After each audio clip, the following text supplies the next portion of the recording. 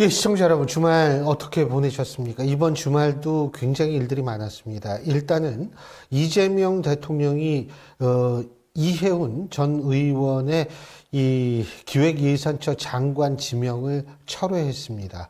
여러분들은 어떻게 생각하실지 모르지만 오히려 청문회가 의혹의 해명의 장이 되기보다는 논란을 증폭시키는 계기가 됐다라는 여론이 많았고요.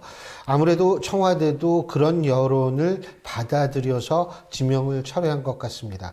일각에서는 지명 철회 최소한 이번 주 중에는 이루어질 텐데 이번 주 한 목요일 정도가 되지 않을까라는 얘기도 흘러나왔습니다만 이재명 대통령 아마 할 거면 빨리 하는 게 좋다라는 생각에서 일요일날 지명 철회한 것 같습니다. 이제 남은 것은 이해운 전 의원에 대한 7개의 혐의에 대한 지금 고소 고발이 이루어져 있는데 이 부분을 어떻게 처리할 것인가, 이 수사가 어떻게 될 것인가를 좀 지켜보는 그러한 것들이 중요할 것 같습니다. 왜? 젊은이들에게 있어서는 공정이라는 게 제일 중요하기 때문에 그런데요. 자, 그리고 여러분이 또 들으셨겠습니다만 이해찬 전 총리께서 베트남에서 이 별세를 했습니다. 그래서 지금 시신이 아마 우리나라로 운구되기 위해서 지금 이해찬 전 총리의 시신이 지금 베트남 군병원으로 이송됐다라는 소식까지 들렸는데요. 정말 삼가 고인의 명복을 빌겠습니다. 이런 뉴스들 저희가 쭉 짚어볼 텐데 오늘은 순서를 좀 이제 뒤바꿔서 뭐부터 여러분한테 전해드리냐면 양당 양당 소속의 정치인들로부터 현안에 대한 입장 들어보는 시간을 먼저 갖고요. 그 이후에 김성태 전 원내대표와 대표 만나보는 그런 순서로 오늘 진행하겠습니다. 지금 스튜디오에 두 분 나와 계신데요. 한 분씩 소개해드리죠. 먼저 더불어민주당 이동학 전 최고위원 나와 계십니다. 안녕하십니까? 안녕하세요. 예, 그리고 국민의힘 이준우 미디어 대변인이십니다. 어서 오십시오. 네, 반갑습니다. 이준우 대변인입니다. 예, 이게 여러분 이 소개 순서가 뭐냐면 열을 먼저 야를 소개합니다. 네. 바뀌면은 이제 또 바뀔 수가 있어요. 근데 바뀌려면 좀 시간이 있을 것 같고 한참 있어야 될 것 같고 그래서 이런 식으로 소개해드려요. 사실 전 나이 순으로 소개해드리는 게 제일 편하거든요. 근데 이건 어쩔 수 없습니다. 정당 소속이기 때문에. 자, 이거부터 해보죠. 얘기해보죠. 이해찬 전 총리 베트남에서 갑작스럽게 별세를 했는데 그 심정지가 왔다는 거 보니까 심장마비 비슷한 거 같더라고요. 뭐 그럴 수 있겠죠. 뭐 정확히 의학적으로 아마 예. 뭐 국내에 들어오게 되면 그런 자세한 보도들도 있을 것이라고 생각하는데 좀 너무 좀 슬프다는 생각도 많이 들고 제가 뭐 지금 덤덤하게 이런 말씀을 드리지만 실제로 민주주의라고 하는 것 이것이 이제 뭐 저보다는 훨씬 더 윗세대들이 그런 어떤 역할들을 했기 때문에 실제 뭐 역설적이게도 뭐 이해찬 세대라는 말도 있고 또 뭐 국무총리실 때 뭐 골프하다가 뭐 여러 가지 문제도 일으켰고 이런 비판적인 것들도 많이 이야기가 나오던데 역설적이게도 그러한 비판도 가능했던 사회 이거를 이제 만들었던 것이 저는 그 윗세대들의 역할이었다고 생각하고 특히 이해찬 총리는 그 윗세대 중에서도 상당히 중심적인 역할을 하셨던 분이기 때문에 저는 그런 측면에서 저희 세대가 이런 부분들에 대한 것은 상당히 귀감을 좀 삼아야 된다 이렇게 생각을 하고요. 좀 많이 아쉬워요. 많이 아쉽기도 하고 조금 더 큰 어른으로서 역할을 해주실 수 있었을 텐데 이제 뭐 신체적인 어떤 한계가 와서 이제 이렇게 되셨다는 생각이 좀 드니까 건강을 좀 안 좋으셨죠. 그리고 이제 앞으로도 뭐 적어도 이제 국가 전체적으로도 그렇지만 적어도 민주진보 진영에서는 상당히 뭐 킹메이커라고 할 정도로 많은 대통령들을 뒤에서 만들어내시고 또 그 것들을 이제 할 때 뭔가 문제가 생겼을 때 조율도 해주시고 뭐 뭔가 사회의 큰 어르신을 잃었다라는 느낌이 들어서 조금 허전하다라는 생각을 앞으로 좀 하게 되지 않을까 싶습니다. 지금 민주당 쪽에서는 좀 정쟁을 요 기간 동안만이라도 삼가하자 이런 얘기를 하는 것 같은데. 지금 정청래 당대표 입장에서는 뭐 사실 이제 애도 기간이기도 하지만 사실 또 정치적으로 현실 정치적으로 개선을 또 안 할 수 없을 겁니다. 지금 정청래 당대표가 조국 혁신당에 대해서 합당을 이제 제안을 한 상태고 그것 때문에 당의 분란이 굉장히 많이 일어났거든요. 지금 최고위원 3명이 어제 동시에 기자회견을 하면서 굉장히 큰 압박을 했고요. 또 원래 오늘은 민주당에 있는 여러 의원들이 모여서 단체로 집단 성명을 내기로 했었는데 이해찬 전 총리에 대한 이제 애도 기간 사회장으로 아마 치러질 예정으로 알려졌는데 그것 때문에 그걸 보류하기로 했다 그러더라고요. 그러니까 이 정치인들 당 대표한테 사실 좀 호기가 될 수 있는 거죠. 뭐 냉정하게 말씀드리면은 이제 국가적으로는 뭐 슬픔의 애도 기간도 있지만 정치인 대표한테는 어쨌든 자기에게 쏟아진 비판, 비난을 피해갈 수 있는 그런 호기도 되기도 한다라는 것이 냉정하게 현실 정치의 상황이다 말씀을 드리고 어쨌든 뭐 건강상 문제는 좀 간간히 이제 여의도 좀 돌았었어요. 좀 이제 몸이 좀 가까이서 보면 몸을 좀 걸음걸이가 이상하다든가 네. 좀 팔을 좀 떤다든가 이런 게 있어가지고 있었는데 박지원 의원이 지금 우리 22대 국회에서 최고령이거든요. 그분이 82인가 3인가 이랬는데 그분도 지금 왕성하게 의정활동 하고 있잖아요. 방송도 나가시고 의정활동도 하고 있는데 지금 이제 이해찬 전 총리 같은 경우는 나이가 74인가 이렇게 알고 있거든요. 굉장히 박지원 의원보다는 상당히 나이가 젊은 편인데 너무 일찍 돌아가셔가지고 좀 안타깝다 그런 말씀드리고 건강이 일찍 좀 안 좋아지신 것 같아요. 예, 좀 그런 면이 좀 안타깝기도 합니다. 네네. 박지원 의원께서는 매일 운동을 하시거든요. 매일 운동을 하셔가지고 제가 볼 때는 상당히 그 건강은 진짜 건강하신 것 같은데 지금 화면에서 보고 계시지만 지금 옆에서 좀 부축을 받아야만 사실은 좀 걷는 그런 상태를 오래 저걸 유지가 됐는데 어쨌든 저도 굉장히 깜짝 놀랐어요.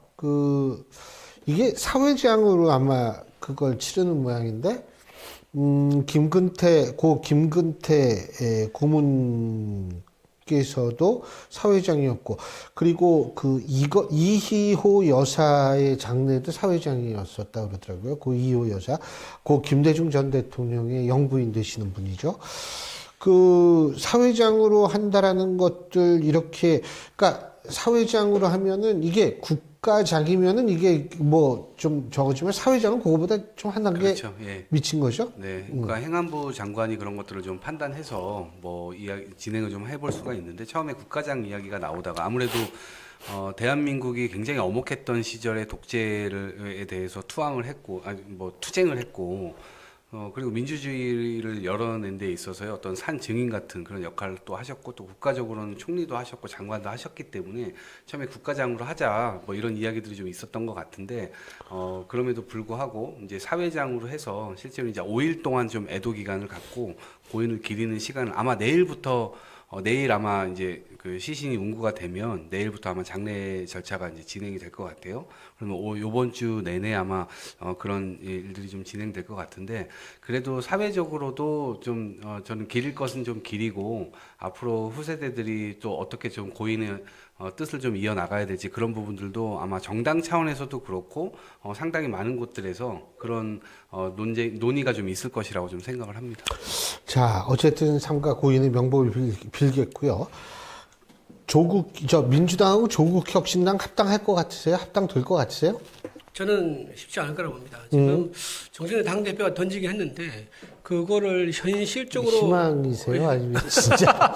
아니 진짜 잘 안 될 것 같아요. 왜냐면 본인은 그렇게 생각하지만 일단 동료 의원들하고 당원들이 그걸 공감을 해야 되는데 지금 아주 저항이 아주 세지 않습니까? 최고위원들 3명 기자회견을 하면서 그런 얘기까지 나왔었어요. 결국 그 얘기가 안 나왔는데 뭐라고 얘기하냐면 최고위원들 3명 다 사퇴하는 거 아니야? 라는 얘기까지 나왔었는데 그 얘기는 안 나왔습니다. 안 나왔지만 어쨌든 간에 최고위원들이 정신의 당대표의 지도 체제를 흔들기 위해서 일괄 사퇴할 수 있다라는 얘기까지 나오고 있을 정도로 아주 엄숙한 상황인 거고요. 또 이제 더민주 혁신이죠. 이제 민주당 내에 있는 가장 큰 이제 이재명 친명 개파를 할 수 있는데 거기서도 공식적으로 반대 의견을 냈고요. 또 뭐 민주당 또 아까 지금 잠깐 말씀드렸지만 민주당 내에서 원내 의원들끼리 다시 모여서 집단 성명 내는 것도 지금 추진하고 있고 또 노조 사무처가 있는데 사무처 노조에서도 자기들 단톡방에서 이거를 한번 의견을 나눴다 그러더라고요. 90%가 이거 합당 반대한다. 왜냐하면 정당법상에 이게 당 사무처 직원이 이제 이런 그 제한이 돼 있거든요. 그럼 합당하게 되면 그 사람들이 들어옴으로 인해 가지고 누군가 나와야 된단 말이에요. 그러니까 조기에 명예퇴직해야 되는 사람도 생길 수 있는 거고 또 승진이 또 이제 제때 못하는 이제 그런 문제가 있을 수 있는 거고 이런 거기 때문에 지금 사무처 직원도 그렇고 원내에서도 그렇고 또 최고의 지도부도 그렇고 정청래 당 대표의 그 선택에 대해서 지지하는 세력은 딱 한 명. 김어준 씨밖에 없는 것 같다. 그런데 이걸 과연 뚫고 해결해 나갈 수 있을까? 그리고 조국 혁신당에서도 화답을 하기는 커녕 뭐라고 하냐면 그쪽에서 먼저 입장이 정리되면 그때 우리 답을 하겠다면서 아예 논의를 안 해요. 그런 입장이기 때문에 이게 만만치 않다. 해결해야 될 과제가 너무 많아 보입니다. 조국 혁신당 입장에서는 뭐 제가 볼 때 논의를 지금 할 필요는 없을 것 같아요. 왜냐면 뭐 두 팔 벌려서 이제 모두를 다 끌어안아 주겠다라고 민주당 모든 구성원들이 다 그렇게 얘기를 하면 우리도 한번 생각해 볼게요라고 마지못해 하면서 또 끌려오는 척을 할 텐데 더군다나 지금 약자기 때문에 내부에서 결혼하자라고 얘기를 했는데 나는 이 결혼 반대야. 왜 지금 해야 돼? 막 이러면서 내부에 논란이 생겼잖아요. 그러니까 이게 정리가 되지 않은 채로 본인들이 그래 우리 결혼하자라고 얘기를 하면 멋쩍어지는 상황이 생길 수도 있어요. 그렇기 때문에 조국혁신당의 반응은 전 당연한 것 같고 다만 이제 이 두 가지가 크게 문제가 되는데 일단 첫 번째로 지금 당대표께서 약간 이거를 비공개로 본인 스스로의 어떤 약간 결단으로 이제 이거를 지금 진행을 하는 것에 있어서 절차적 과정이 조금 뭐 좀 미흡했다라는 이제 평가들을 받고 있는 것이고 그 과정에서 최고위원들조차도 이제 모를 정도로 그렇기 때문에 나름대로 최고위원들이 이것들에 대해서 왜 이렇게 진행하냐라고 문제 제기할 만한 어떤 이 소지를 좀 남기지 않았나 싶은 거고요. 이제 두 번째가 이제 사실 전 더 큰 문제라고 보는데 화학적 결합이 가능할 것인가? 그리고 왜 시기적으로 지금이지? 왜냐면 지방선거에 나설 이해관계자들이 상당히 많거든요. 그럼 지금까지 이 당대표께서 얘기했듯이 경선으로 무조건 한다. 근데 그것에 대한 룰은 이미 작년부터 다 모든 것들이 다 준비가 되어 있었고 8월 말까지 거의 당원들 본인이 이제 이 나가려고 하는 선수들은 당원들까지 다 모집해가지고 8월 말까지 그 당에다가 다 집어넣어가지고 지금 당원 작업들을 다 해놨단 말이에요. 그럼 조국혁신당에서 출마하려고 하는 사람이 있을 경우 이 사람들은 누구의 룰을 따르게 할 것인가? 조국혁신당도 따로 룰이 있었을 테고 민주당의 룰로 그냥 일방적으로 따르게 할 것인지 아니면은 별도로 뭐 민주당끼리 예선을 치르고 조국혁신당 후보하고 결선을 치르게 할 것인지 이건 진짜 현실적인 문제거든요. 이러한 문제들이 아마 정리가 되기가 굉장히 어려울 거고 마지막으로는 화학적 결합이 굉장히 중요하잖아요. 그래야 서로가 시너지가 날 것이고 이런데 민주당은 지금 이재명 대통령을 중심으로 약간 중도 우파적인 확장 전략을 지금 쓰고 있단 말이에요. 근데 조국혁신당은 느닷없이 뭐 이렇게 좌파 전략을 쓰고 있는데 느닷없이 이 당이 그냥 합쳐버렸다. 그럼 유권자 입장에서는 이게 저 당이 헷갈릴 수 있을 것 같아요. 그래서 오른쪽 깜빡이 넣고 지금 오른쪽으로 실제로 시도를 하고 있는데 왼쪽으로 가는 듯한 그런 느낌이 들면 이것이 유권자에게 미치는 혼란스러움 이런 것들이 앞으로 어떻게 반영될 것인가 실제 이길 수 있는 그 가능성을 높이는 건지 아니면 좀 줄이는 건지 이런 부분들에 대한 판단이 엄청난 갑론을박 속에서 민주당 내부에서 벌어질 겁니다. 그래서 이런 것들을 과정을 제대로 관리하지 못하면 오히려 분란이 훨씬 더 가속화될 것이기 때문에 그런 부분들에 대한 이 과정 관리 굉장히 중요하겠죠. 민주당이 이제 보통 호남 기반이라고 얘기하잖아요. 근데 호남 지난번에 21대 총선에서 호남 정당 득표를 보면요. 전남, 전북, 광주 전부 다 조국 혁신당이 이겼습니다. 광주에서는 민주당보다 9%포인트 앞섰고요. 전북, 전남도 5%포인트 정도 앞서는 그거 지지율을 보였었거든요. 요새는 근데 그 정도는 아니에요. 요새는 아니죠. 예. 요새는 그게 아닌데. 그 성비위 사건의 그렇죠.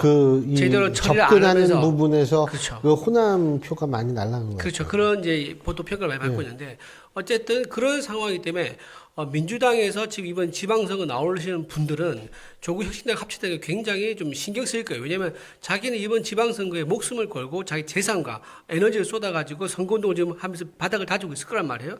근데 갑자기 조국 혁신당에서 지난번에 상당한 정당 득표를 얻은 조국 혁신당에서 후보가 나와서 그 사람과 다시 경쟁이 되는 이런 상황이 온다. 더군다나 만약에 합당해가지고 정청래 대표가 조국 혁신당에다가 지분을 약속을 해버려가지고 몇 명에 대해서는 광주나 호남에서 조국 혁신당 공천 준다. 라는 상황이 돼버리면요. 거기서 뛰고 있는 민주당 후보들은 미치고 발작 뛸 노릇이죠. 그렇기 때문에 거기에 대한 갈등과 불만을 정리를 어떻게 할 것이냐. 이 문제가 실질적으로 굉장히 어려울 겁니다. 그래서 저는, 지금 막 주제를 던져놨지만 이게 실질적으로 실행하기에는 너무 많은 해결 과제가 있다라고 말씀드리고 그러면 정세균 당대표의 목적이 무엇일까? 왜 이것을 하려고 했을까?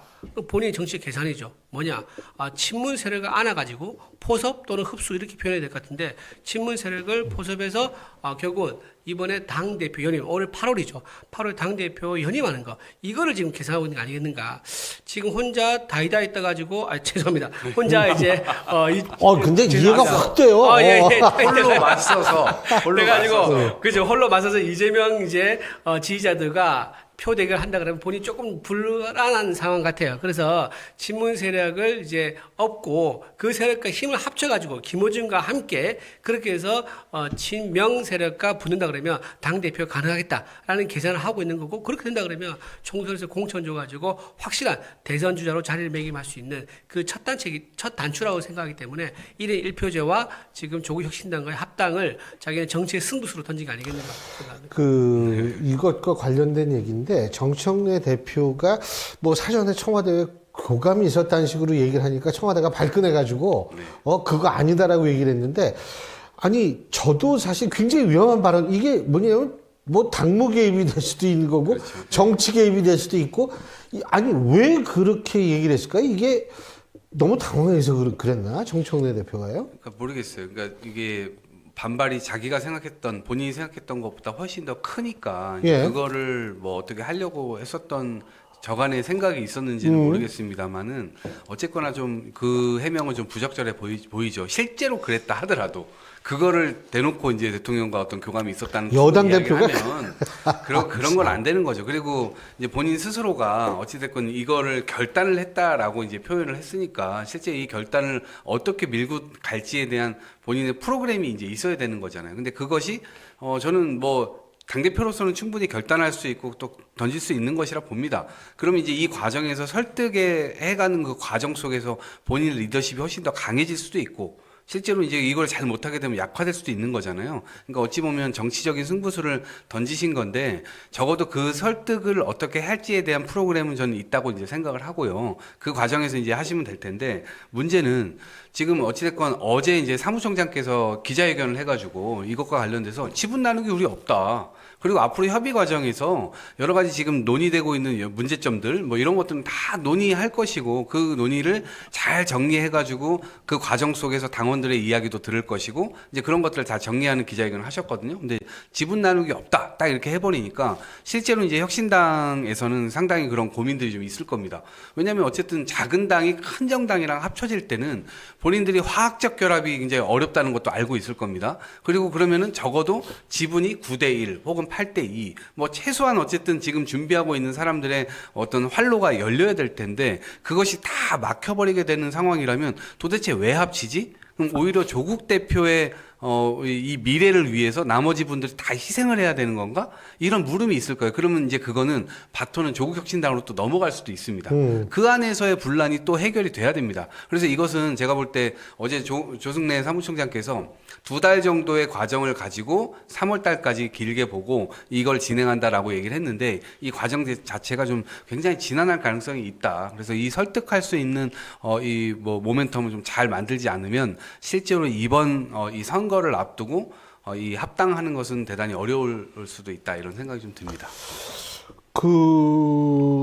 사실 제가 이렇게 좀 어떤 생각이 드냐면 요새는 그 굉장히 상물학적 용어가 정치판에 많이 뭐 DNA를 지키겠다. 이게 좀 있으면 줄기세포가 나올 것 같아요. 예. 우리는 네네. 줄기세포를 가지고 있다. 이렇게 나올 것 같은데 조국 대표가 DNA를 지키겠다라고 얘기를 한다라는 거 이건 사실 양보할 생각이 없다라는 얘기거든요. 그렇죠. 예. 예. 그리고 지금 또 민주당에서 아까 방금 말한 것처럼 지분 이제 나눠줄 생각이 없다라고 얘기를 한 데다가 조국 혁신당이 DNA도 우리가 받을 의향이 없다.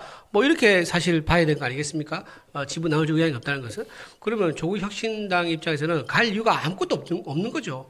가서 아니, 더군다나 그 조국 혁신당 의원 12명이 전부 네. 비례대표잖아요. 그걸 비례대표니까 지역구가 없잖아요. 그럼 그러니까- 이 사람들도 지역구 어디 생각을 할 텐데. 그러니까 그게 문제예요. 뭐냐면 지금 민주당에도 비례대표가 있어요. 예. 그분들도 다 소망이 뭐냐면 비례대표 다는 순간부터 걱정하는 게 어디 당협위원장을 다들 받고 싶어 한단 말이에요. 예. 그분들의 당협위원장 정리가 잘 안 되는데 예. 12명이나 더 당협위원장 자리를 챙겨줘야 되는 그런 상황이 온다 그러면 민주당 내에서 조국혁신당이라는 이제 제대로 환영할 수 있겠느냐, 그리고 제대로 일할 수 있겠느냐라는 문제가 생길 수밖에 없는 거죠. 그리고 조국혁신당은 이번 기회에 만약에 합당된다면 무조건 이제 당협위원장 자리를 맡아서 그걸 발판으로 해서 그 다음 총선을 노리려고 할 거란 말입니다. 그렇게 해서 조국 당 대표와 함께 본인들 자기 이제 친문 세력들을 파일에 키우려고 하는 것이 목적인데 당협위원장 못 받으면요 한 번만 국회의원 끝입니다.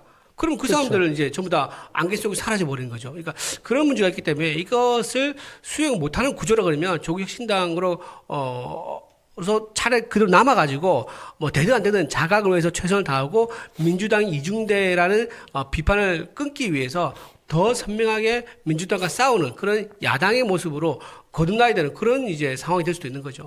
그렇게 되면 아까 말한 아까 우리가 지금 얘기하고 있는 통일교 특검 문제라든가 공천 뇌물 특검이라든가 이런 것들 관련해 가지고 조국혁신당이 힘을 실을 수도 있습니다. 야권과 함께 개혁신당, 국민의힘과 함께 같이 처리하자라고 목소리를 내버리면 민주당 굉장히 곤란해지겠죠. 저는 정치 다양성 측면에서 제가 이제 조국혁신당을 싫어하거나 그러진 않습니다. 저는 뭐 통합하려면 할 수도 있다 이렇게 생각을 하는데 항상 조국혁신당에서 이런 말을 해왔어요. 따로 또 같이. 이제 그런 말 자체가 이제 정치의 다양성을 담보하는 것이고 뭐 같은 색깔로 누군가는 볼 수도 있지만 실제로 보면 좀 다르잖아요. 근데 저는 그게 의미가 있다 보거든요. 적어도 이번 지선에서 호남에다가 조국혁신당에서 후보를 많이 내는 거는 호남의 정치 지형이 훨씬 더 잘 좋아질 거라고 봅니다. 왜냐면 정치 서비스가 경쟁을 하게 되면 그 호남의 시민들 입장에서는 선택지가 늘어나는 거니까 그리고 일당 독주를 하다 보면 썩게 돼 있잖아요. 호남이든 영남이든 마찬가지의 문제를 갖고 있습니다. 근데 조국혁신당의 출연으로 민주당 정치인들도 더 준비하게 되고 비리 같은 거 이런 거 이제 감시에 눈이 많아지니까 좀 덜 저지르게 되고 이런 것들이 있어요. 그러니까 시민들 입장에서는 충분히 정치가 훨씬 더 좋아진다. 정치 서비스가 눈치 볼 상대들이 있으니까 더 열심히 한다. 이런 게 이제 있을 텐데 만약에 이걸 지금 지선 앞두고 합당을 해버리게 되면 또다시 일당 독주로 그냥 가게 되는 거죠. 전 지방선거에서는 지방의회의 다양성을 훨씬 더 보장해주는 측면이 훨씬 더 호남 시민들에게 좋을 거라 보거든요. 한 가지 제가 궁금한 게, 사실 이번에 이해운 전 의원, 물론 이재명 대통령이, 이 지명 철회했습니다만, 핵심은 공정, 이게 굉장히 공정의 의심이 들 수 있는 의혹들이 지금 제기되고 있는 거 아니에요? 네. 부동산 관련 의혹이나 아니면 입시 관련 의혹, 이런 것들이 다 공정에 관한 문제거든요, 사실은. 자, 그런데 조국 대표가 사실 감옥에 갔다가 지금 이제 이 사면 복권이 됐지만 사면 복권이라는 건 죄를 없애는 것은 아니거든요. 죄의 집행을 중지하고 너의 권리를 회복시켜 준다는 거지. 네가 이제 죄가 없어라는 뜻은 아니잖아요. 근데 조국 대표가 결국 감옥까지 간 것도 공정에 관한 문제였었단 말이에요. 그럼 지금 이해운 전 의원에 관한 공정의 문제가 나와 있는 상태에서 조국 혁신당과 합당을 한다? 이러면 이게 또 공정 이슈가 불거지는 것 아니냐라는 얘기를 하는 분들도 있더라고요. 뭐 국민의힘에서는 공격의 빌미가 될 수는 있겠죠. 근데 네. 이제 조국 대표의 경우는 법적 책임을 다 받았고 본인 스스로가 아무 잘못이 없다. 이렇게 얘기를 하지 않습니다. 그건 자녀 맞아요. 문제나 자기가 잘못했던 것에 대해서 국민들께 여전히 송구스럽고 사과합니다. 그럴 때마다 얘가 옛날에 사과하지 않았느냐 이러한 투로 대하지 않습니다. 이 사안에 대해서 네. 국민의힘은 뭐 꼭 개헌이나 이제 이런 거에 한번 이렇게 옛날에 반격을 사과했는데 왜 또 하시면서 사과하라고 하냐 이런 얘기가 이런 네, 태도를 좋아요. 보이지 않습니다. 네. 그렇기 때문에 본인 스스로가 겸손하게 겸허하게 국민들 앞에서 또 사과하고 할 때마다 계속 그렇게 사과를 하면서 본인 이미 처벌까지 받았고 그러니까 정치적으로 이제 그 부분이 활용되어질 수는 있겠으나 실제로 이제 그 부분을 결국 본인 스스로가 넘어서지 못하면 다음 길로 갈 수도 없는 겁니다. 그러니까 그 문제는 조국 혁신당으로 남아 있어도 여전히 이제 그 문제는 남아 있게 되는 것이고, 그렇다 손 치더라도 이제 민주당 내부에서는 어찌됐건 확장이 가능하고 훨씬 더 많은 표를 얻고 안정적으로 이재명 정권의 뭐 성공을 위해서 우리가 힘을 합친다라고 하는 어떤 대승적인 관점에서의 표를 훨씬 더 받을 수 있다면 이 길을 가야 된다 봅니다. 그런데 저는 지금 지방선거를 앞두고 하는 것이 과연 얼마만큼 의미가 있겠는가, 효과가 있겠는가. 그러니까 오히려 총선 때는 양대 정당이 세게 붙는 상황이기 때문에 실제로 이제 의석 하나가 뭔가 이 혁신당 의원이 나옴으로 인해서 총선 의석을 빼앗기거나 어부지리를 국민의힘에 만들어주거나 이제 이렇게 되면 위기감이 있으니까 그때는 합치자라고 하는 의미가 훨씬 더 클 테고, 대통령 선거로 가면 더 커질 겁니다. 근데 이제 지방선거의 경우는 저는 굳이 그럴 필요가 없는 거 아닌가라는 생각에서 저는 시기적으로 왜 지금인가라는 거에 대한 의문이 있고, 당대표께서 어쨌든 당원들의 의사를 물어보자라고 하니까 저처럼 시기적으로, 아니 모든 걸 다 뭐 찬성은 하는데 시기적으로 왜 지금이냐라고 하는 사람이 있고, 아예 반대하는 사람도 있고 또 찬성하는 사람도 있을 거예요. 이제 이런 것들이 이제 갑론을박되면서 그 과정에서 정리될 거라 보는데, 저는 뭐 내년 정도나 총선 앞두거나 그럴 때 하는 게 오히려 맞지 않을까라는 생각이 듭니다. 그럼 이제 조국 전 대표께서 뭐 자기 자신이 사과를 잘했고 뭐 내가 사과했는데 또 사과를 만약 그러면 안 했다고 이제 우호적으로 말씀하시더라고요. 근데 제대로 사과 안 했다라고 아직 보는 분도 아직도 많이 있습니다. 왜냐하면 그때 약속했던 거 제대로 안 지켰어요. 운동화 관련돼 가지고는 사회 환원하겠다고 했지 않습니까? 근데 아직까지 사회 환원 안 했습니다. 계속 자기 가족들이 다 쥐고 있죠. 그리고 조민 씨 같은 경우도 서울대 환경대학원 다녔을 때 그 장학금 받은 거 이거 나중에 문제되니까 환원하겠다고 얘기했는데 반납하겠다고 얘기했는데 반납 안 했어요. 근데 특히 조민 씨 같은 경우 지금 자기가 사업까지 해가지고 상당한 돈을 벌고 있는 걸 알고 있거든요. 쿠팡에까지 이제 제품을 올려가지고 상당한 이제 비즈니스를 하고 있는 걸 알고 있는데 훨씬 더 많은 돈을 벌고 있음에도 불구하고 그 장학금 얼마 안 됩니다. 몇백만 원, 한 800만 원 정도 되는데 그 아직까지 반납 안 하고 있는데 이게 진정한 사과냐라고 이제 말씀드릴 수밖에 없다고 말씀드리고요. 또 본인은 말할 때 뭐라 했습니까? 시원하게 사과는 하죠. 불철저했다라고 이렇게 두루뭉술하게 얘기하는데 이건 사과를 보기 어렵다 말씀드리고, 어쨌든 조국 이제 혁신당의 대표 조국 이제 정치인을 두고 말하면 저는 저번에 관통하는 단어는 위선이라고 생각합니다. 위선. 그러니까 겉에서는 또는 대중적으로는 착한 척, 바른 척, 공자님 말씀하는 거지만 실제로 자기 내면으로 들어가거나 자기 가족 문제라든가 이런 거 있을 때는 굉장히 계산적이고 이기적이고 불법도 서슴지 않는 그런 분이었다는 것을 말씀드리면서 그 본질은 여전히 변하지 않았다. 그런 상황에서 지금 이해운 후보가 어떤 문제로 지금 문제가 됐습니까? 불공정 문제, 탐욕 때문에 지금 문제가 됐지 않습니까?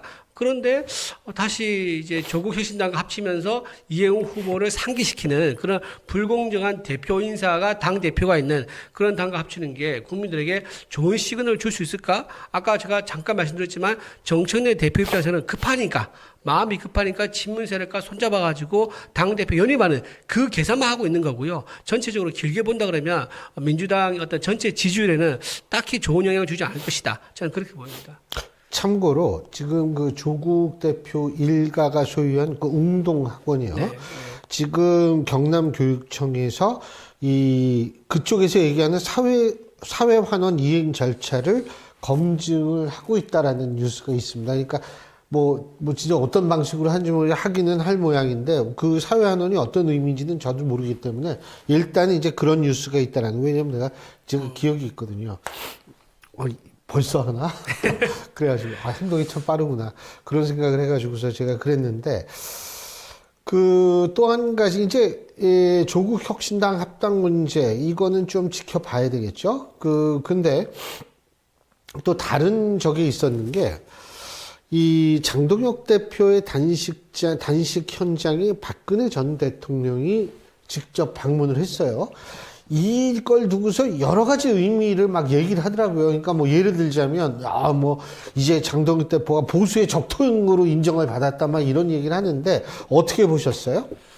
저는 좀 마음이 좀 무겁더라고요. 그러니까 탄핵까지 당했고, 어찌 보면 개인적으로는 거의 유배당하다시피 한, 정치적으로 유배당하다시피 한 이제 자택에 머물고 계신 분을 국민의힘에서 활용했다라는 느낌을 좀 지울 수가 없더라고요. 그러니까 본인들이 전직 대통령이라고 해서 당사에다가 사진도 못 걸어놓는 상황이잖아요. 그런데 그런 분을 본인 당대표가 무슨 이유로 단식을 하는지도 모르고 도대체 단식을 왜 그만뒀는지도 지금 모르는 그런 상황이에요. 근데 여당에 뭐 당대표 안 온다, 원내대표 안 온다, 항상 남 탓하고, 그 다음에 정무수석 왜 안 오냐. 아니, 자기네가 이거를, 그 단식을 왜 하는지를 제대로 국민들한테 설명을 못 하고 있는데, 사람들 왜 안 오냐. 심지어는 지금 같이 당 내부적으로, 정치적으로 약간, 처단을 하려고 하는 한동훈 대표는 도대체 왜 안 오냐 온통 그랬잖아요. 그러니까 활로가 잘 없었던 모양입니다. 제가 볼 땐. 그러다 보니까 이 보수의 어떤 과거에 이제 선거에서의 어떤 공로가 있었던 본인들이 생각할 때 박근혜 전 대통령을 모시고 오면 당대표의 단식을 그만두게 할 수 있는 명분이 되지 않겠냐. 이제 이렇게 생각해가지고 모셔왔던 것 같은데 이분도 진정성이 별로 없었던 것 같아요. 4분 정도 얘기하고 이제 밥을 드세요. 이제 그만하세요. 라고 하고 떠나버리셨단 말입니다. 그러니까 이게 그냥 4분 얘기하고 갔는데 그게 어떤 울림이 있어서 그랬는지 몰라도 이제 그러면 지금부터 이제 중단하겠습니다. 더 큰 싸움을 위해서 하겠습니다. 이게 그냥 8일 만에 이렇게 돼버렸단 말이에요. 그러니까 이런 상황 자체가 제가 볼 땐 지금 활로가 별로 없는 모습을 보여주는 게 아닌가라는 생각이 들고 오히려 탄핵의 강을 건넜었는데 그리고 다리를 불살랐고 그런데 느닷없이 윤석열 탄핵의 강에 다시 빠졌는데 과거의 탄핵의 현장에 있었던 박근혜 대통령이 다리를 불살라기 때문에 넘어올 수가 없었던데 무슨 누가 뗏목을 보내줬는지 그 뗏목을 타고 다시 오게 돼서 진짜 엄청난 탄핵의 바다에 그냥 빠져버린 것이 아닌가. 근데 중간에 보시면 유승민 전 의원도 가고 사실상 장동혁 대표를 지지하지 않는 일종의 반대파라고 보여질 수 있는 그런 사람들마저도 가가지고 했던 메시지가 뭐였냐면 이 장동혁 대표를 지지한다. 윤어게인파 우리 함께 다 모여보자. 이렇게 얘기한 게 아니고 단식하지 마. 이제 그만해. 밥 먹어. 이런 얘기를 했던 거였거든요. 그러니까 밥 먹으라는 걸로 통일이 되어 있었던 건데 이게 정치적 지지로 착각 또는 오해를 지금 장동혁 진영에서 하고 있는 거예요. 윤어게인파로 이게 합당이 되겠습니까? 이게 안 되는데 이걸 자꾸 국민들에게 장동혁 중심으로 한동훈만 빼고 우리 모두가 뭉쳤다라고 잘못된 생각들을 지금 하고 있어서 제가 볼 땐 그 지점에서 앞으로 좀 문제가 생기지 않을까 생각합니다. 의미를 축소하고 왜곡하느라 참 너무 애를 많이 쓰신다라고 말씀을 드리고요. 장동혁 대표가 단식한 이유를 방금 모른다 그랬는데요. 다 알죠. 국민들이 왜 단식한지를 그때 크게 다 말씀해가지고 언론 보도 많이 됐지 않습니까? 공천 뇌물 사건 이거 특검을 해야 된다. 경찰로 못 맡기겠다. 이미 경찰로 해봤더니 어떻게 됩니까? 전재수 장관 같은 경우는 문 앞에 서가지고 안에서 파쇄기 돌리면서 증거 인멸한까지 기회를 줬었고, 그 다음에 관련자 해외 나가는 것도 출국 금지 안 시켜가지고 증거 인멸 기회를 줬었고, 권선동 의원과 전재수 장관 똑같이 통일교 자금에 대한 얘기가 나왔는데 권선동 의원만 수사하고 전재수 장관은 그때 4개월 동안 덮었지 않습니까? 이런 식으로 경찰이 편파수를 하기 때문에 특검해야 된다라고 얘기를 했던 겁니다. 그리고 통일교 특검도 마찬가지고 공천 뇌물 사건도 마찬가지고 그 이유를 전 국민이 다 알고 있는데 아무도 모른다고 얘기한 것은 본인이 듣고 싶지 않아서 아니겠는가 싶은 생각이 들고요. 민주당에서 지금 이렇게까지 얘기했습니다. 좀 그 표현적인 발언을 했었는데 민주당의 전 의원입니다. 전 의원이 뭐라고 얘기했냐면 장동혁 대표 단식하다가 죽으면 좋고라는 말을 했었어요. 그때 굉장히 논란이 됐었죠. 그거는 좀 굉장히 그분이 굉장히 점잖으신 분인데 그렇게 얘기를 하더라고요. 그러니까 유튜브에 나가서 너무 얘기를 하셨다고 흥분하셨나? 그러더라고요. 그러니까 좀 흥분해서 그런지 모르겠는데 어쨌든 그 방송 저도 잠깐 봤는데 그 여자 앵커분하고 같이 웃으면서 얘기를 하면서 그 얘기를 몇 번 이어서 더 했었어요. 그 사회자가 좀 제지를 해야 사회 제지 되는데. 안 했었어요. 그러니까 그걸 맞장구 쳐주고 이제 서로 얘기를 해가지고 죽으면 좋고 이걸 한 2번인가 더 얘기를 했었거든요. 그분 결국 어떻게 했습니까? 모든 방송에서 하차했어요. 방송에서 이제 출연 금지를 이제 했다 그러더라고요. 자, 그러게 지금 민주당의 입장인가 전 되묻고 싶고요.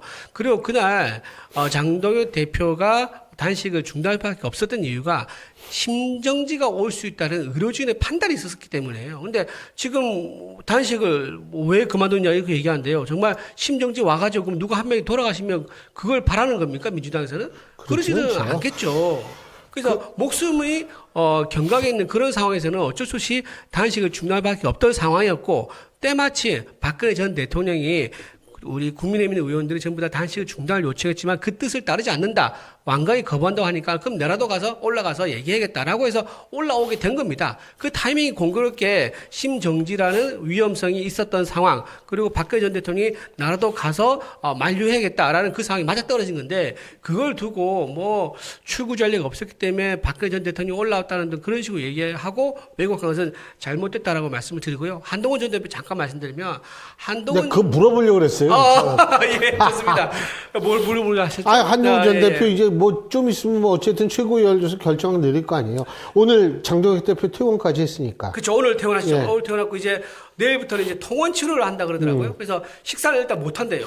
그 장동혁 대표가요. 네. 제가 여기 우리 나오신 그 패널분한테 얘기를 들었는데, 단식하고 필리버스터 하기 전부터 체중이 굉장히 급격히 줄어가지고 건강이 굉장히 안 좋았다는 거예요. 그게 이제 좀 설명 제가 드리면은 9kg가 빠졌다 그러는데. 맞아요. 그 단식을 이제 염두에 두고 의도적으로 서서히 몸을 이제 좀 줄여갔다 그러더라고요. 몸무게를. 아니 그게 네. 단시간에 9kg 빠지면 멀쩡하던 사람도 아프거든요. 뭐, 그렇죠. 단식은 아닌데 어쨌든 의도적으로 한 달 정도 기간 동안 이렇게 줄여서 몸을 만들어서 이제 아예 이제 곡기를 끊어버리는 이런 상황을 계산을 해가지고 했다라고 합니다. 그렇기 때문에 지금 민주당 일부에서 공격하고 있는 한동훈 전 대표가 제명되니까 거기에 대한 논란을 잠재우기 위해서 단식 들어간 거 아니냐라고 한 것은 전혀 관계가 없다. 그리고 단식 들어간 날은 본회의가 열렸던 날 아닙니까? 아니 그 뭐 어쨌든 자, 어쨌든 그래서 그거. 한동훈 전 대표 제명 됩니까? 네. 어떻게 됩니까? 한동훈 전 대표 관련된 방향 어떻게 될 건지 짐작할 수 있는 게 오늘 결론이 나왔어요. 오늘 뭐가 나왔냐면 오늘 윤리위가 열었거든요. 예. 윤리위에서 김종혁 전 최고위원에 대해서 어떤 결정을 내렸느냐, 탈당 권유 처분을 내렸습니다.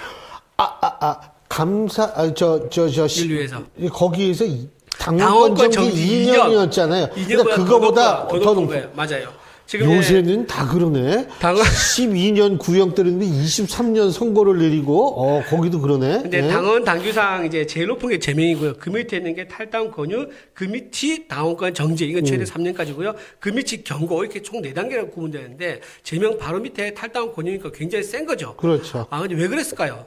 지난번에 당원권 정지 정지 당무감사 결과를 받고도 계속 발언을 장동혁 지도부에 대한 공격적인 발언을 계속 이어갔습니다. 한동훈 전 대표를 옹호하고 장동혁 지도부 체제를 공격하는 이 발언을 이어가는 게 이거는 해당 행위로서 이거는 못 가기 어렵다라고 윤리위가 보는 것 같아요. 자, 그렇게 윤리위가 입장을 보였다는 것은 한동훈 전 대표에 대해서도 아마 최고위가 강경한 입장을 좀 보이지 않을까. 왜냐? 여론 조작이기 때문에. 아니 그 김종혁 그 전 최고위원 그 징계 여부가 리트머스 시험지라는 얘기가 옛날부터 많았어요. 그렇죠. 네네. 예. 근데 그렇게 됐구나. 그거 네네. 몰랐네. 좀 전에 이제 올라온 그 결정입니다. 제가 참고적으로 말씀을 드리는데요. 7월 달 되면은 정보통신망법 개정된 법이 이제 본격적으로 발효가 됩니다. 이렇게 되면 아까처럼 뭐 죽으면 좋다 이렇게 되거나 그렇죠. 거기에 맞장구 친 예를 들면 그 진행자 모두 징벌적 손해배상으로 그렇죠. 그럴 수 있어요. 엄청나게 네. 진짜 당할 수가 있습니다. 근데 그런 거 없다 그래도 사실 과한 얘기는 당연히 막아야죠. 근데 한 가지만 더. 그 이해운 전 의원도 그게 굉장히 생각보다 빨랐어요. 지명 철회가. 그러니까 이제 보통은 후보자가 이 자진 정도까지 사퇴. 본인이 나왔으면 자진 사퇴하는 것이 맞죠. 근데 이제 청와대에서도 아마 지명했던 데 따른 책임 때문에 후보자에게 소명의 기회를 최대한 줬던 것이고, 근데 거기에서도 제대로 된 소명이나 이런 것들이 이루어지지 않았고, 그런 차원에서 이게 청와대가 결재하자는 입장에서, 그러니까 대통령께서 결재하자는 입장에서 그러한 의지를 좀 보여준 것이 아닌가라는 생각이 들고, 아마 차제의 이해운 후보자는 지금은 물러났습니다만 장관이 되려고 했었던 그 과정에서 지금 드러난 여러 문제점이 있잖아요. 입시 문제라든가 아니면 부동산 부정 청약 문제라든가 뭐 6-7건 정도 뭐 고소고발 됐다고 하는데 그 지점에서 아마 수사를 안 받을 수는 없을 겁니다. 그러니까 국민들의 눈높이에서 동일한 선상에서 과연 적절했는지 여부 이런 것들은 결국 사법적인 잣대를 놓고 제대로 됐는가 안 됐는가에 대한 판단 여부를 따져봐야 될 것이기 때문에 아마 그걸 피하기는 어려울 것이라고 보고 그게 이제 공정한 전 법집행이라고 보거든요. 이제 그런 차원까지도 준비를 하셔야 될 거라 봅니다. 저는 이행 후보가 자진 사퇴하라는 후보가 뭐 전 의원 전 의원이 자진 뭐 어디 사퇴하라는 선거에 한 것도 아니고 뭐. 자진 사퇴하는 얘기를 대통령실에서 들었을 거예요 아마. 자진 사퇴하면 좋겠다라는 했었는데 그걸 아마 본인이 거절하고 버텼을 거예요. 본인이 인사청문회 오기 전까지 28일, 27일, 26일 정도 동안 엄청난 많은 의혹이 공개되면서 국민적 지탄을 받았단 말이에요. 그리고 인사청문회가 열어서 거기서 또 공개적인 망신을 15시간 넘게 받았단 말이에요. 이렇게까지 했는데 장관 안 하면은 너무 억울해 미칠 것 같은 거예요. 그러니까 뭐 치부는 다 드러났고 수사까지 받아야 될 상황인 거고 칩도 내놔야 될 상황인 건데 장관 자리 이 가문의 영광이 장관 자리 받는다 그러면 다른 거 다 포기할 수 있다라는 생각까지 하면서 버텼을 거란 말이에요. 그렇기 때문에 아마 용산의 대통령실에서 자진 사퇴하라 얘기 나왔을 때 보니 나는 그렇게 못하겠다. 난 지금 쪽팔릴 건 쪽 다 팔았고 이제 경찰 수사도 앞두고 있는데 여기서 내가 물러나게 되면 난 모든 걸 다 잊는다라고 하면서 버틴 것 같아요. 버텼으니까 아마 대통령실에서도 이제 이 여론이 심상치 않은 것을 보고 지명 철회하는 그런 강수를 아마 도지 않았을까 싶은 생각이 들고 조금만 붙이면 이혜훈 후보자의 경우는 윤어게인을 외치다가 이쪽으로 투항을 한 뭐 그렇게 이제 묘사를 했잖아요. 국민의힘에서 이제 그렇게 해가지고 윤어게인을 배신했다라고 해가지고 엄청나게 본인들과 20년째 함께했던 정치를 했었던 사람인데 그런 정도의 이제 공격을 굉장히 퍼부었고 그게 같은 선상에서 김종혁 전 최고위원도 같은 선상에서 윤어게인을 외치지 않았거든요. 국민의 상식 속에서 했거든요. 그러니까 윤리위나 당무감사위에서 이걸 동원해가지고 실제로 윤어게인을 왜 자꾸 감싸냐라고 하는 투의 비판이었어요. 주로 장동혁 대표를 비판했다고 하는 게 장동혁 대표가 윤어게인을 외쳤으니까요. 이제 그런 차원에서의 비판이었는데 당무감사위나 윤리위가 나서가지고 김종혁 최고를 이제 제거하는데 이제 쓰이게 된 것이고 한동훈 대표 역시 마찬가지잖아요. 그 계엄의 밤에 이 계엄은 잘못됐다. 물론 그 뒤에 한덕수 총리랑 뭐 공동정부를 하겠다는 등 뭐 이상한 행위들을 하긴 했습니다만 어찌됐건 국민들의 어떤 눈높이에서 이건 맞지 않다라고 해서 명확한 시그널을 줬잖아요. 그러니까 본인들 입장에서는 배신자인 거예요. 이 계엄은 성공했었어야 되는 것인데 왜 자꾸 그거를 그런 식으로 얘기하냐? 우리 당이 잘못됐다는 거냐? 지금 여전히 윤어게인 쪽 세력에서의 입장에서 이걸 지금 얘기하고 있는 거거든요. 그런 관점에서 지금 국민의힘이 그럼 엊그저께 사과한 건 뭡니까? 이걸 이렇게 하면 그러니까 한동훈 전 대표 역시 마찬가지입니다. 할 건지 말 건지 하려면 그냥 빨리 하십시오. 그러니까 아주 진한하게 이렇게 가는 것 자체가 그러니까 당무감사위나 윤리위가 사실상 본인들이 발표했던 이 문구마저 수정을 하는 경우는 전 정당사에 처음 봤는데 사실은 장동혁 대표가 이 정도로 누군가를 인사 조치하려면 철두철미하게 준비한 채로 그걸 해냈어야 되는 것인데 그거를 하지 못하고 계속해서 빌미를 줬기 때문에 본인들 스스로도 멋쩍어서 그랬는지 그래서 단식을 한 건지 뭔지 모르지만 이번에 어쨌든 단식에 나왔으니까 내일 최고위가 열릴 거 아닙니까? 그냥 즉각적으로 결단을 내리고 더 이상 윤어게인파가 아닌 사람들은 다 쫓아낸다. 명확한 시그널을 좀 보여주고 확실하게 했으면 좋겠습니다. 민주당에서 한동훈 대표를 지지한 이유가 뭔가 예. 많은 시청자들은 알 거라 생각 듭니다. 한동훈 전 대표가 국민의힘에 남아 있어야지 반사이익을 누가 보죠? 민주당이 보는 거죠. 왜 내란이 일어나고 내분이 일어나고 갈등이 일어난 거에 대한 반사이익은 민주당이 고스란히 가져간 거 아니겠습니까? 그런 목적으로 해서 한동훈 전 대표를 계속 지지하고 옹호하는 거 아니겠는가라는 생각이 들고요. 예. 이혜원 후보에 관련해서는 그 임명권자가 누굽니까? 인사권 전에 대통령이 최종적으로 판단해가지고 이혜원 후보를 지명을 한 겁니다. 그럼 지금 저 말씀하신 대로라면요. 이재명 대통령을 탓을 해야죠. 그걸 알면서 윤어게인이라고 얘기했던 이혜원 후보라고 해서 알면서 지지한 이재명 대통령이 한마디 못하지 않습니까? 그거 누가 지금 지명했는데요? 그거 예. 지명해서 지금 이 난리가 난 상황 아니겠습니까? 스스로 모순되는 발언을 지금 하셨다는 말씀드리고요. 어쨌든 이재명 정권이 가지고 있는 인사 검증에 대한 시스템이 정말 참호가 수준이구나. 제대로 인사 검증도 하지 않고 함부로 추천했다가 이재명 대통령의 어떤 그 명예만 예. 이제 인사권만 더 이제 거슬러지는 상황이 됐다라고 말씀드립니다. 알겠습니다. 자, 오늘 두 분 말씀 여기까지 듣겠습니다. 고맙습니다. 고맙습니다. 고맙습니다. 예. 아이고, 수고하셨습니다. 네, 수고하셨습니다.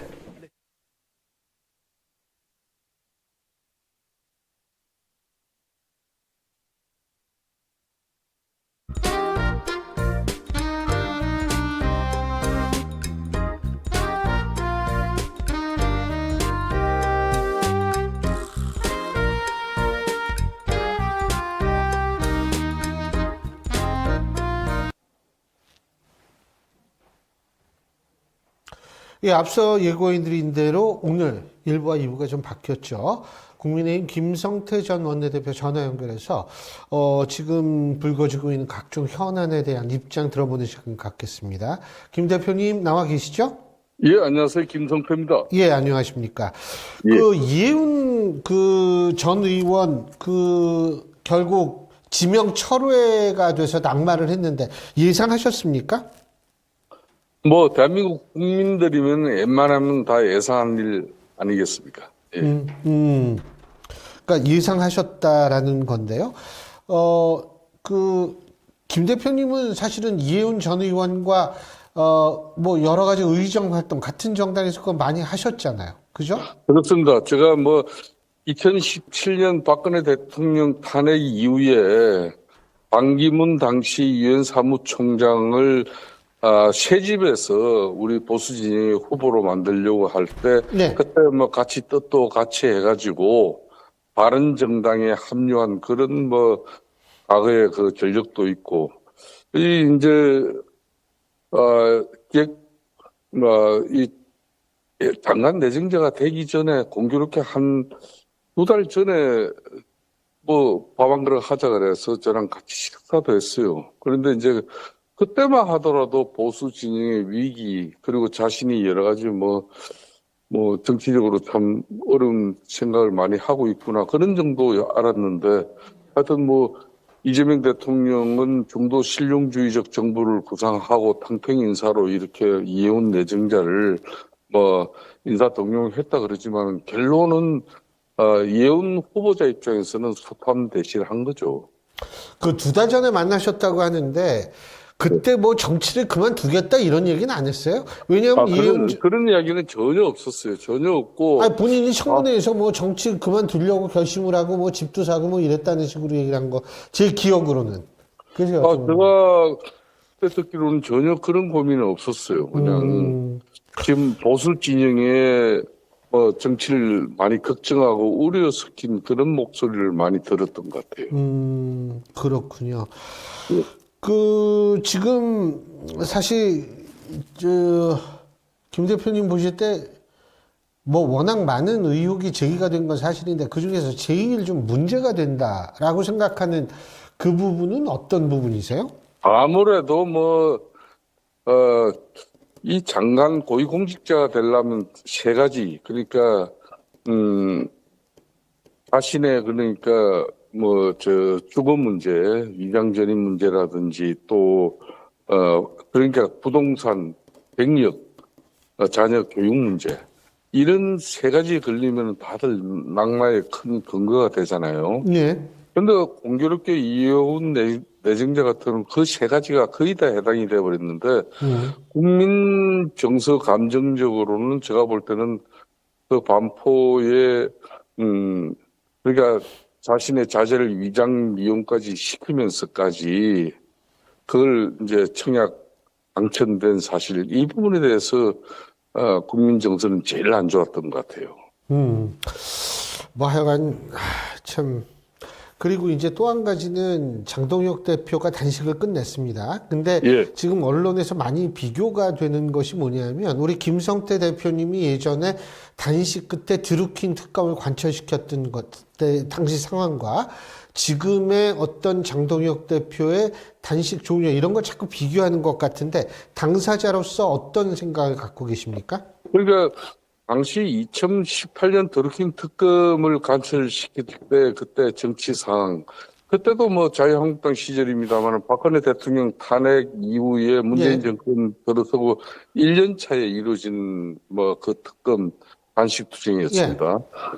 그때는 그래도 그나마 여야 간에 특히 정치가 그래도 조금은 살아 있었어요. 싸울 때 싸우더라도 본질적으로 상대가 뭐 이 신체의 일부 내지는 전부를 훼손시키는 그런 단식이라는 극단적인 수단을 동원한다 하면 일정 부분 그래도 이 문제는 정치적으로 풀어야 된다는 그런 상대 진영의 내부 고민이라도 있었는데 지금 상황 같은 경우는 뭐 지금 현재 그 장동익 대표도 8일간에 이제 제대로 된 찐단식을 했죠.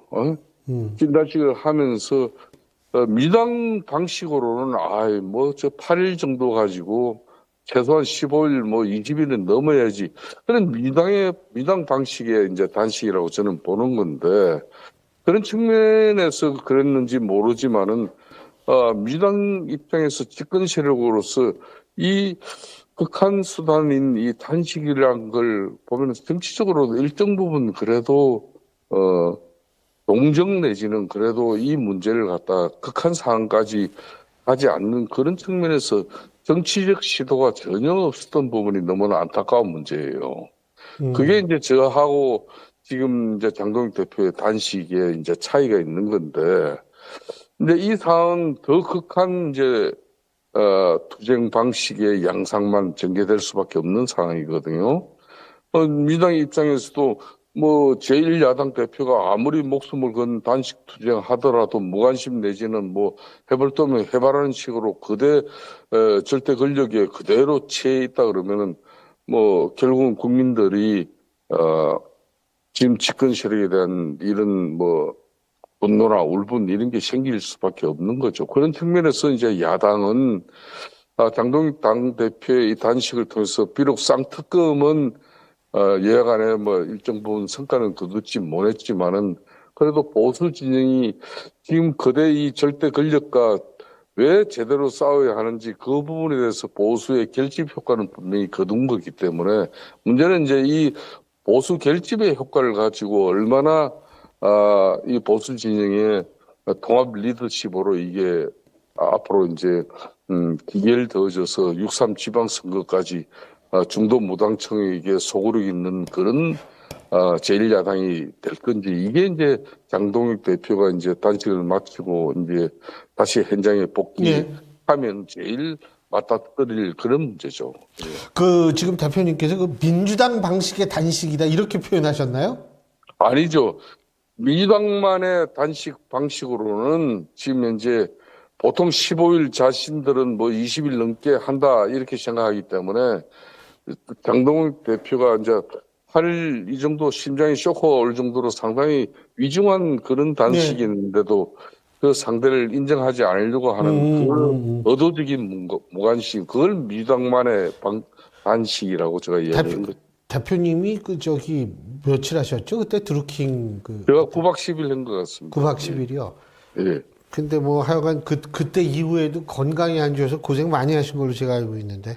저도 3년 동안 실질적으로 면역 체계가 무너지고 상당히 때로는 서 있을 수도 없는 그런 힘든 상황이 있었죠. 그렇기 때문에 그걸 회복하는 데서 꼭 3년이 걸리더라고요.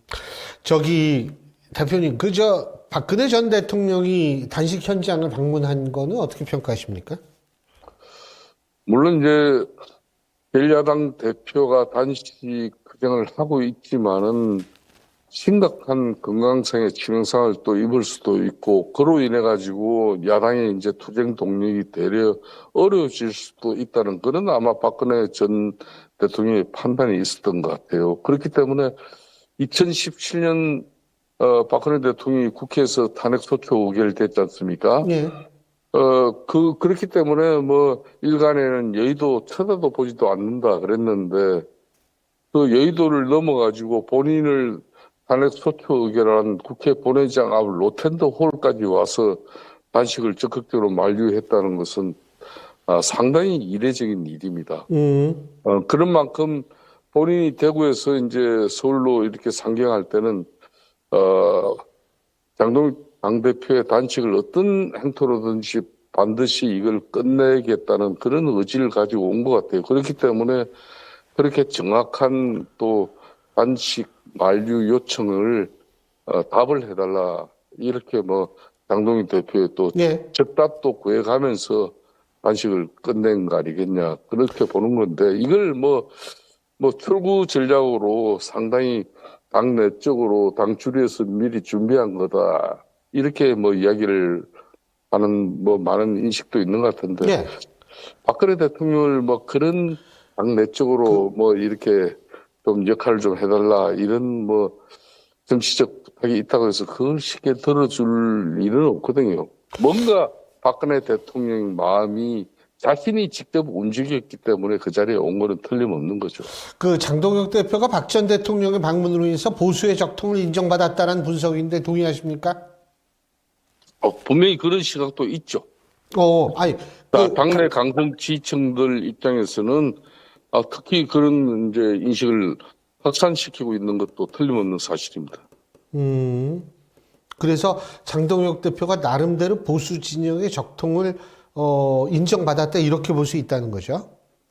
그게 이제 보수 진영의 적통이라는 것은 이번 단식 투쟁의 결과로서 이제 당내에 이제 뭐 다양한 지층 중에서도 제일 적극적 지층이 그런 뭐 인식을 네. 가지고 있는 부분을 가지고 결국은 정치는 결국은 성공이 이루어져야 되거든요. 그 성공이라는 각급 큰 선거에서 그러니까 성적표가 말을 하는 겁니다. 그 성적표를 이제 6.3 지방선거에서 장동혁 당대표가 어떤 성적표를 손에 쥘 것인가 이게 이제 초미의 관심사죠. 그 대표님 제가 한 가지 또 여쭤볼게. 그 지난 목요일 날 전국 지표조사라고 얘기하는 NBS라는 게 있거든요. 예. 거기에서 국민의힘 지지율이 20%가 나왔습니다. 그리고 지난 금요일 바로 다음 날이죠. 한국갤럽의 자체 정례 여론조사 1월 넷째 주 1월 4주차 여론조사를 보면 국민의힘 지지율이 22%가 나왔습니다. 그런데 오늘 발표된 에너지경제신문 의뢰로 리얼미터가 실시한 ARS 조사 결과를 보면 국민의힘 지지율이 40%를 육박합니다. 자, 그렇습니다. NBS나 한국갤럽 두 개는 전화 면접 조사고요. 리얼미터 조사는 ARS 조사입니다. 그런데 지금 국민의힘은 그 리얼미터의 ARS 조사 결과에 상당히 고무돼 있다라는 그런 소리가 들리던데 대표님 어떻게 평가하십니까? 그게 이제 여론조사 방식에서 나오는 표집 결과는 상당히 차이가 있을 수밖에 없어요. 20%포인트는 근데 아주 드문 일이죠. 예. 예. 그렇지만 이제 리얼미터를 오늘 나온 ARS의 그런 조사 결과로서는 상당히 이제 민주당 뭐 지지와 이제 따라붙는 그런 이제 수치가 나왔기 때문에 그래도 6.3 지방선거에서 희망을 이야기할 수 있는 거 아니냐 그런 부분이 있지만은 그렇지만 적극적인 이제 여론 전화 직접 심층 면접 조사를 통한 그런 내용들은 여전히 차이가 많이 나고 있죠. 그 차이가 많이 나고 있는 부분은 부분대로 분명히 인식하고 당을 특히 재작년 윤석열 전 대통령의 12.3 그 비상계엄의 오판에 대한 자정 노력으로서 당을 얼마나 변화쇄신시킬 것인가 이 부분이 더 저는 크게 앞으로 이제 6.3 선거를 앞두고 당의 예언을 확장시키는 그런 측면에서 더 중요하다고 저는 보고 있습니다. 당 차원에서는 근데 이게 사실 그 여론조사를 잘 분석을 해야지 너무 자의적으로 분석하면 좀 안 될 것 같아서 여쭤본 거예요. 그렇죠. 예. 그러니까 뭐 여론조사에 일비할 필요는 없지만은 그렇지만은 이제 여러 조사 내용이 있지만은 상당히 지금 현재도 정당 지지율에 엄청난 큰 격차를 벌리고 있는 그런 꾸준한 뭐 갤럽이라든지 MBS 그런 여론조사가 있지 않습니까? 예. 뭐 이런 부분에 대해서 우리 자신들이 절체절명의 위기감을 가지고 당을 변화쇄신시키면서 또 당의 큰 통합의 그런 리더십을 만들어내는 게 무엇보다 중요하죠. 민주당하고 조국혁신은 어떻게 합할 거라고 보세요? 결국은 합해질 거라고 저는 보고 있습니다. 그렇지만은 이번에 정청래 지금 민주당 대표 입장에서는 저 전격적인 제안은 상당히 정략적이고 전략적인 측면이 커요. 예를 들면요? 예, 예행적으로는 뭐 6.3 지방선거 승리를 위해서 원팀이 되자는 이야기를 했지 않습니까? 네. 또 한편으로는 다음 총선에서 또다시 나눠져 가지고 선거를 칠 수 없다. 그러니까 다음 총선에서 자신들이 또 압도적인 승리를 이끌어내기 위해서는 지금부터 이제 통합의 길로 가야 된다. 이게 이제 정청래 당대표의 독단이란 말입니다. 그런데 이게 지금 이제 이재명 대통령을 비롯한 당의 흔히 말하는 그 친명 인사들은 앞으로 다가올 6.3 지방선거를 이거는 이재명 대통령의 국정 운영 1년에 대한 어떤 평가로서 이재명 대통령 중심으로 지방선거에서도 압승을 거두는 성과를 만들어내야 되는데, 그러니까 정청래 당대표 입장에서는 이거 이제 정계 개편의 일환 아니겠습니까? 예? 정계 개편.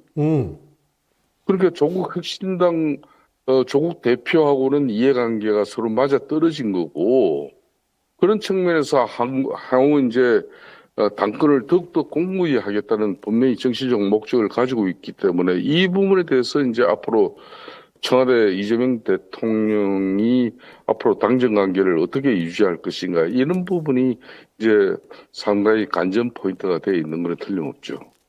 그러니까 결국은 당권을 공고하기 위한 목적에 합당이다, 이렇게 보시는 거예요?